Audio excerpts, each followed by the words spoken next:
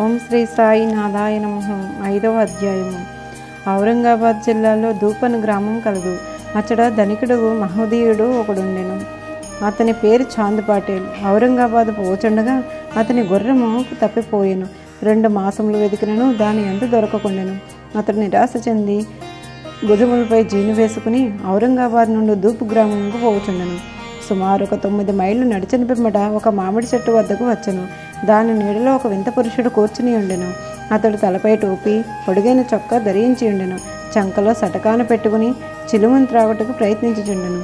దారి వెంట పోవు చాంద్ పటేల్ను చూచి అతన్ని పిలిచి చిలుము త్రాగి కొంత తడువు విశ్రాంతి కొనమన్ను. జీను గురించి ప్రశ్నించెను. అది తాను పోగొట్టుకున్న గుర్రముదని చెప్పెను. అతడు ఆ దగ్గరలోనున్న కాలువ ప్రక్కన వెతకమని పకీరు చెప్పెను. అతడు అక్కడికి వెళ్ళి చూడగా ఆ గుర్రమును చూచి మిక్కిలి ఆశ్చర్యపడిను. ఆ పకీరు సాధారణ మనుషుడు కాదని, గొప్ప ఔలియా సిద్ధపురుషుడని అయి ఉండవచ్చునని అనుకొనెను. గుర్రమును తీసుకుని పకీరు వద్దకు వచ్చెను. చిలుమును తయారు చేయగా నుండెను. కానీ చిలుము వెలిగించుటకు నిప్పు దొరకకుండెను. గుడ్డను తడుపుటకు నీరు కావలసి ఉండెను. పకీరు సటకాను భూమిపై గుచ్చి నిప్పు వచ్చెను. మరలా అక్కడే సటకాతో నేలపై మోదగా నీరు వచ్చెను. పకీరు గుడ్డ ముక్కను నీటిలో తడిపి నిప్పుతో చిలుమును వెలిగించెను. అటల సిద్ధమైన చిలుమును ఆ పకీరు తాను పీల్చి తర్వాత చాంద్ పటేలుకు అందించెను. ఇదంతయు చూచి చాంద్ పటేలు ఆశ్చర్యుడయ్యను. పకీరు తన గృహమునకు అతిథిగా రమ్మని చాంద్ పటేల్ను వేడిను. మరుసటి దినమే పకీరు పాటీలు ఇంటికి పోయి అచ్చట కొంతకాలం ఉండెను. ఆ పాటీలు గ్రామమున మున్సు అతని భార్య తమ్ముని కొడుకు పెండ్లి సమీపించను. పెండ్లి కుదిరినది. షిరిడీ గ్రామము అందుచే కావలసిన సన్నాహములు చేసినవి. షిరిడీ ప్రయాణమై వెళ్ళిరి. పెండ్లి వారితో కలిసి పకీరు కూడా బయలుదేరాను. ఎట్టి చిక్కులు లేక వివాహం జరిగిపోయాను. పెండ్లివారు దూపు గ్రామునికి తిరిగి వెళ్ళి కానీ పకీరు మాత్రము షిరిడీలోనే ఆగి అచటనే స్థిరముగా ఉండెను. పెండ్లివారు షిరిడి చేరగానే ఖండోబా మందిరము సమీపమునున్న భక్త మహస్యాపతి పొలములో నున్న మర్రి చెట్టు క్రింద బస చేసిరి. ఖండోబా మందిరమునకు తగిలి ఉన్న ఖాళీ జాగాలో బండ్లు విడిచిరి. బండ్లలోనున్న వారికి తరువాత ఒకరు దిగిరి. బండి దిగుచున్న యువ పకీరును చూచి భక్త మహస్యాపతి రెండు సాయి అని స్వాగతించను. తక్కిన వారు కూడా ఆయనను సాయి అని పిలవడం ప్రారంభించారు. అది మొదలు వారు సాయిబాబాగా ప్రఖ్యాతులయ్యారు. సాయిబాబా షిరిడీలో ఒక మసీదులో నివాసం ఏర్పరచుకున్నది. బాబా షిరిడీ రాకపోవడమే దేవిదాను అనే యోగి షిరిడీలో ఎన్నో సంవత్సరముల నుండి నివసించుచుండెను. బాబా అతనితో సాంగత్యమున ఇష్టపడెను. అతనితో కలిసి కొంతకాలమును మారుతి మందిరములోను చావడిలోనూ ఉండెను. కొంతకాలము ఒంటరిగా నుండెను. అంతలో జానకీదాసు గోసాని అని ఇంకొక యోగి అచ్చటకు వచ్చాను. బాబా అప్పుడప్పుడు ఆ యోగితో మాట్లాడుచుండెడు వారు, లేదా బాబా ఉండు చోటకు జానకీదాసు పోవచుండెను. అటులనే కోణాతాంబే నుండి ఒక వైశ్య యోగి షిరిడి వచ్చిచుండెడువాడు. ఆయన గృహస్థుడు, పేరు గంగాగీరు. ఒకనాడు బాబా స్వయముగా కుండలతో నీళ్లు తెచ్చి పూల చెట్లకు పోయిచుండట చూచి అతడు షిరిడి గ్రామస్తులతో ఇట్లనెను, ఈ మణి ఇచ్చట ఉండుచు చేత షిరిడి పుణ్యక్షేత్రమైనది. ఈనాడు కుండలతో నీళ్లు మోయిచున్నాడు. కానీ ఇతడు సామాన్య మానవుడు కాదు. ఈ నేల నిజముగా పుణ్యము చేసుకున్నది కనుకనే సాయిబాబాయను ఈ మణిని రాబట్టుకలగలేను. ఏవలా గ్రామంలోనున్న మరములో ఆనందనాథుడు యోగి పుంగముడనుండెను. అతడు అక్కల్కోట్కర్ మహారాజు గారి శిష్యుడు. అతడు ఒకనాడు షిరిడీ గృహవాసులతో బాబాను చూడవచ్చునని అతడు సాయిబాబాను చూచి ఇట్లనెను, ఈయన ఒక అమూల్యమైన రత్నము. సామాన్య మానవులనే కనిపించినప్పటికీ ఆయన మామూలు రాయి వంటి వాడు కాదు. ఈయన ఒక అమూల్యమైన వజ్రము. ముందు ఈ సంగతి మీకే తెలియగలదు. ఇట్లనిచు ఆనందనాథుడు తిరిగి ఏవలా వెళ్ళెను. ఇది శ్రీ సాయిబాబా యవ్వనమున జరిగిన సంగతి. యవ్వనమందు బాబా తమ వెంట్రుకలు కత్తిరించుకొనక జుట్టు పెంచుకునేవారు. పహిల్వాను వలె దుస్తులు వేసుకునేవారు. షిరిడీకి 3 మైళ్ళు దూరంలోనున్న రహతాకు పోయినప్పుడు ఒకసారి బంతి, గన్నేరు, నిత్యమల్లె మొక్కలు తీసుకుని వచ్చి నేలను చదును చేసి వానిని నాటి నీళ్లను పోయిచుండిరి. అనుదినము వామన తాత్యాయను కొమ్మరి బాబాకు కాల్చినవి 2 కుండలను ఇచ్చిచుండెడువాడు. బాబా స్వయముగా బావి నుండి నీళ్లు తెచ్చి ఆ నీటిని పచ్చి కుండలతో తోడి భుజములపై మోసుకుని మొక్కలకు పోసుడివారు. సాయంకాలం ఆ కుండలను వేప చెట్టు కింద బోర్లించుచుండేది. కాల్చిన ఒకటి చేత అవి వెంటనే విరిగి ముక్కలు అగుచుండేవి. ఇట్లు 3 సంవత్సరములు గడిచిన. సాయిబాబా కృషి వన్నాచుట ఒక పూల తోట లేచెను. ఆ స్థలంలోనే అప్పుడే బాగా సమాధి ఉన్నది. దానిని సమాధి మందిరము అందరు. దాన్ని దర్శించుట కొరకే అనేక మంది భక్తులు విశేషంగా పోవుచున్నారు. అక్కల్కోట్కర్ మహారాజు గారి భక్తుడు భాయి కృష్ణాజీ అలీబాగ్కర్. ఇతడు అక్కల్కోట్కర్ మహారాజు గారి చిత్రపటమును పూజించేవాడు. అప్పటికప్పుడు షోలాపూర్ జిల్లాలోని అక్కల్కోట్ గ్రామమునకు పోయి మహారాజు గారి పాదుకలు దర్శించి పూజించవలన అనుకునెను. అతడచ్చటికి పోకమునిపే స్వప్నంలో ఆ మహారాజు దర్శనమిచ్చి ఇట్లు చెప్పెను: ప్రస్తుతము షిరిడి నా నివాస స్థలము. అచ్చటకు పోయి నీ పూజము పూర్తి చేసుకొనుము. అందుచే అక్కల్కోట్ పోవాలని తన నిర్ణయమును మార్చుకుని భాయి కృష్ణాజీ షిరిడి చేరి బాబాను పూజించి అచ్చటనే 6 మాసముల ఆనందంతో గడిపెను. దీని జ్ఞాపకార్థము పాదుకలు చేయించి శ్రావణ మాసంలో ఒక శుభదినమున వేప చెట్టు క్రింద ప్రతిష్ఠ చేయించను. ఇది శక సంవత్సరం 1834 శ్రావణ మాసంలో అనగా క్రీస్తు శకం 1912లో జరిగిన. దాదా కేల్కేరు ఉపాసాని బాబా అనువారు పూజను శాస్త్రోక్తంగా జరిపించి దీక్షితి అను బ్రాహ్మణుడు పాదుకుల నిత్య పూజకు నియమింపబడెను. దీనిని పర్యవేక్షించుటకు బాధ్యతాయుక్తి సుగుణ్పేర్ నాయక్కు అప్పగించిరి. ఠాణే వాస్తవ్యుడు శ్రీ భీవి దేవు బాబా గొప్ప భక్తుడు. వీరి మమల్తాదారు పదవీ విరమణ చేసిరి. వేప చెట్టు క్రింద ప్రతిష్ఠింపబడిన పాదుకులకు సంబంధించిన వివరములన్నీ సుగుణ్మేర్ నాయక్ మరియు గోవింద కమలాకర్ దీక్షితుల నుండి సేకరించి పాదుకుల పూర్తి వృత్తాంతము శ్రీ సాయి లీలా మాసపత్రిక 2వ సంపుటకము మొదటి సంచిక 25వ పేజీలో ఈ రీతిగా ప్రచురించినారు. 1912వ సంవత్సరంలో బొంబాయి నుండి డాక్టర్ రామారావు కోటిరేయనతడు షిరిడీకి వచ్చెను. వానితో పాటుగా అతని కంపౌండర్ మరియు అతని మిత్రుడైన భాయి కృష్ణాజీ అలీబాగ్కర్ అనునతడు వెంట వచ్చిరి. షిరిడీలోని వారు సుగణ్మేర్ నాయక్ జీకే దీక్షితుకు సన్నిహితులైతిరి. అనేక విషయములు తమలో తాము చర్చించుకున్నప్పుడు సంభాషణ వశాత్తు బాబా ప్రప్రథమున షిరిడీ ప్రవేశించి వేప చెట్టు క్రింద తపస్సు చేసి దాని జ్ఞాపకార్థముగా బాబా పాదుకులు ఆ వేప చెట్టు క్రింద ప్రతిష్ఠించవలనని నిశ్చయించుకున్నది. పాదుకులను రాతితో చెక్కించుటకు నిర్ణయించుతిరి. ఈ సంగతి డాక్టర్ రామారావు కోటేరుకు తెలిపినచో ఆయన చక్కని పాదుకులు చెక్కెదరనియు భాయి కృష్ణాజీ మిత్రుడైన కంపౌండర్ సలహా ఇచ్చెను. అందరూ ఈ సలహా మేరకు సమ్మతించరి. అప్పటికి బొంబాయి తిరిగి వెళ్ళి డాక్టర్ గారికి ఈ విషయం తెలియపరిచి వారు వెంటనే మరలా షిరిడీకి వచ్చి పాదుకులు నమూనా వ్రాయించరి. ఖండోబా మందిరం ముందున్న ఉపాసనీ మహారాజు వద్దకు పోయి తాము వ్రాసిన పాదుకులు నమూనా చూపిరి. శ్రీ ఉపాసనీ దానిలో కొన్ని మార్పులు చేసి పద్మము, శంఖము, చక్రము మొదలగునవి చేర్చి బాబా యోగశక్తి వేప చెట్టు గొప్పతనము తెలిపి ఈ క్రింది శ్లోకములు కూడా చెక్కమనిరి. సదా నింబ వృక్షస్య మూలాదివాసత్ సదా శ్రావిణం త్యక్త్యమశ్య ప్రియంతం తరుం కల్పవృక్షాదికం సాధయంతం నమామీశ్వరం సద్గురుం సాయినాథం. ఉపాసనీ సలహాలు ఆమోదించి పాదుకులు బొంబాయిలో చేయించి కంపౌండర్ ద్వారా పంపిరి. శ్రావణ పౌర్ణిమ నాడు స్థాపన చేయమని బాబాకు ఆజ్ఞాపించెను. ఆనాడు 11 గంటలకు జీకే దీక్షిత్ తన శిరస్సుపై పాదుకులు పెట్టుకుని ఖండోబా మందిరం నుండి ద్వారకామాయికి ఉత్సవముతో వచ్చిరి. బాబా పాదుకులు స్పృశించి అవి భగవంతుని పాదుకులన్నీ నుడివిడెను. వాని వేప చెట్టు మూలన ప్రతిష్ఠింపుడని ఆదేశించెను. ఆ ముందు రోజు బొంబాయి నుండి పాస్తా సెట్ ఎను పార్సీ భక్తుడొకడు మనీ ఆర్డర్ ద్వారా 25 రూపాయలు పంపియుండెను. బాబా ఆ పైకము పాదుకా ప్రతిష్టకు ఖర్చు నిమిత్తము మొత్తము 100 రూపాయలు ఖర్చయినవి. ఇందులో 75 రూపాయలు చందాల ద్వారా వసూలు చేసిరి. మొదటి 5 సంవత్సరంలో జీకే దీక్షిత్ ఈ పాదుకులకు పూజ చేసెను. తరువాత లక్ష్మణ్ కచేశ్వర్ ఝాక్డే అను బ్రాహ్మణుడు నాను మామ పూజారి పూజ చేయుచుండెను. మొదటి 5 సంవత్సరంలో నెలకు 2 రూపాయలు చొప్పున డాక్టర్ కొటరే దీపపు ఖర్చు నిమిత్తము పంపుచుండెను.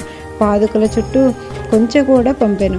ఈ కంచెయు పైకప్పును కోపర్గాం స్టేషన్ నుండి షిరిడీ తెచ్చుటకు 7-8 ఖర్చు సుగుణ్మేర్ నాయక్ ఇచ్చెను. ప్రస్తుతము జకెడ్ పూజ చేయుచున్నాడు. సుగుణ్ నైవేద్యముగా దీపం పెట్టుచున్నాడు.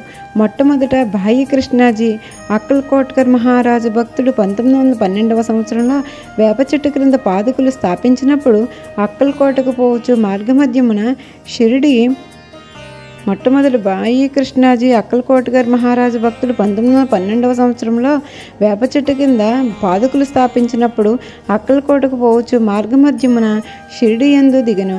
బాబా దర్శనము చేసిన తర్వాత అక్కల్కోట గ్రామమునకు పోవాలని బాబా వద్దకేగి అనుమతి ఇమ్మనను. బాబా ఇట్లన్ను, అక్కల్కోటలోనేమున్నది, అక్కడేలకపోయేదువు, అక్కడుండే మహారాజు ప్రస్తుతం ఇక్కడే ఉన్నారు, వారే నేను. ఇది విని భాయి కృష్ణాజీ అక్కల్కోట వెళ్ళటం మానుకొనను. పాదుకుల స్థాపన తరువాత అనేక పర్యాయములు షిరిడి యాత్ర చేశాను. హేమండ్ పంత్ వివరములు తెలిసి ఉన్నచో సచ్చరిత్రలో వ్రాయుటకు మాని ఉండరు. షిరిడి గ్రామంలో కుస్తీలు పట్టుట వాడుక. అచ్చట మోహియుద్దాన్ తాంబోళి అని వాడు తరచూ కుస్తీలు పెట్టుచుండేవాడు. వానికి బాబాకు ఒక విషయంలో భేదాభిప్రాయం వచ్చి కుస్తీ పట్టిరి. అందులో బాబా ఓడిపోయినప్పటికీ అప్పటి నుండి బాబాకు విరక్తి కలిగి తన దుస్తులను నివసించు రీతిని మార్చుకున్నాను. లొంగోట బిగించుకుని పకీరులు ధరించు పొడవాటి చొక్కా కఫ్నీని తొడుగుకుని నెత్తిపైన గుడ్డ కట్టుకునేవారు. ఒక గోనెముక్కపై కూర్చునిడివారు. చింకిలి గుడ్డలతో సంతుష్టి చెందిడివారు. రాజ్యభోగమ కంటే దారిద్ర్యమే మేలని చెప్పేడువారు. పేదవారికి భగవంతుడు స్నేహితుడు అనేవారు. గంగాగీరు కూడా కుస్తీలు యందు ప్రేమ. ఒకనాడు కుస్తీ పట్టుచుండగా అతనికి వైరాగ్యము కలిగిన. అదే సమయంలో దేహమును ధరించి దేహమును దేవుని సాహసము చేయమని ఒక శరీరవాణి అతనికి వినిపించెను. అప్పటి నుండి గంగాగీరు సంసారమును విడిచెను. ఆత్మసాక్షాత్కారము కొరకు పాటుపడెను. పుణతాంబే దగ్గర నది ఒడ్డున ఒక మఠము స్థాపించి తన శిష్యులతో నివసించుచుండెను. సాయిబాబా జనులతో కలిసిమెలిసి తిరిగేవారు కాదు. ఎవ్వరితోనూ తమంతట తాము మాట్లాడేవారు కాదు. ఎవరినైనా ఏదైనా అడిగిన దానికి మాత్రమే జవాబిచ్చేవారు. దినములో ఎక్కువ భాగము వేప చెట్టు కింద, అప్పుడప్పుడు ఊరవతలున్న కాలువ ఒడ్డు గల తుమ్మి చెట్టు నీడను కూర్చునిడివారు. సాయంకాలము రాగానే కొంత దూరము నడిచేవారు. ఒక్కసారి నీమ్గాం పోవచుండేవారు. నీమ్గాంలో బాబాసాహెబ్ త్రేయంబక్ డెంగేలా అనే అతనికి ఇంటికి తరచూ పోయేవారు. బాబాసాహెబ్ డెంగేలా సాయిబాబాకు మిక్కిలి ప్రేమ. అతని తమ్ముని పేరు నానాసాహెబ్. అతడు 2 వివాహములు చేసుకున్నను సంతానం కలగలేదు. బాబా సాహెబ్ డెంగేలా తన సోదరి సాయిబాబా వద్దకు పంపెను. బాబా అనుగ్రహముచే నానాసాహెబ్కు పుత్ర సంతానము కలిగెను. అప్పటి నుండి బాబాను దర్శించుటకు ప్రజలు తండోపతండములుగా రాసాగిరి. వారి కీర్తన అంతటి వెల్లడి ఆయను అహ్మద్ నగర్ వరకు వ్యాపించను. అక్కడ నుంచి నానాసాహెబ్ చందర్కు కేశవ్ చిదంబర్ మొదలగుగా గల అనేక మంది షిరిడీకి వచ్చుట ప్రారంభించిరి. దినమంతయు బాబాను భక్తులతో చుట్టి ఉండేవారు. రాత్రులందు బాబా పాడుపడిన పాత మసీదు నందు పడుకునేవారు. పొగ పీల్చుకుని చిలింగొట్టాను కొంత పొగాకు, ఒక రేకు డబ్బా, కప్ని, తలగొడ్డ ఎల్లప్పుడూ దగ్గర ఉంచుకునేవారు. సటకా చిన్ని చేతికర్ర మాత్రమే అప్పటిలో ఆయనకున్న సామానులు. తలపై ఒక గుడ్డను చుట్టి దాని అంచులను జడవలే మెలిపెట్టి ముడివేసి ఎడమ చెవిపై నుంచి వెనుకకు వేలాడుచున్నట్లు వేసుకునేవారు. తమ దుస్తులను వారముల తరబడి ఉతకకుండా ఉంచెడివారు. చెప్పులను తొడిగేవారు కాదు. దినమంతయు గోనుగుడ్డపైన కూర్చునేవారు. కప్ని క్రింద లంగోటి కట్టుకునేవారు. చలిని కాచుకున్నట్టుకు దినికెదిరిగా మసీదు ఈశాన్య భాగంలో గల కొయ్య వేప చెట్టుపై తమ ఎడమ చేతిని ఆనించి దక్షిణాభిముఖంగా కూర్చునేవారు. ఆ దునిలో అహంకారమును, కోరికలను, ఆలోచనలను ఆహుతి చేసి అల్లాయే యజమానిని పలికేవారు. మసీదులో 2 గదుల స్థలము మాత్రమే ఉండెను. భక్తులందరూ అచటనే బాబాను దర్శించుచుండిరి. దర్శించుకొనిచుండిరి. 1912 తదుపరి మసీదుకు కొన్ని మార్పులు చేయబడినవి. పాత మసీదును మరామత్తు చేసి నేలపైన నగిషీరాళ్లను తాపన చేసిరి. బాబా ఈ మసీదు రాకపూర్వం తకియా రచ్చలో చాలా కాలము నివసించిరి. బాబా తమ కాళ్లకు చిన్న గజ్జలు కట్టుకుని సొగసుగా నాట్యము చేసేవారు. భక్తిపూర్వకంగా పాటలు పాడేవారు. సాయిబాబాకు దీపములన్నా చాలా ఇష్టము. ఊరిలో నూనెను విక్రయించి షావుకారులను నూనె అడిగి తెచ్చి మసీదునందు రాత్రి అంతయు దీపములు వెలిగించేవారు. కొన్నాళ్ళు ఇట్లు జరిగిన.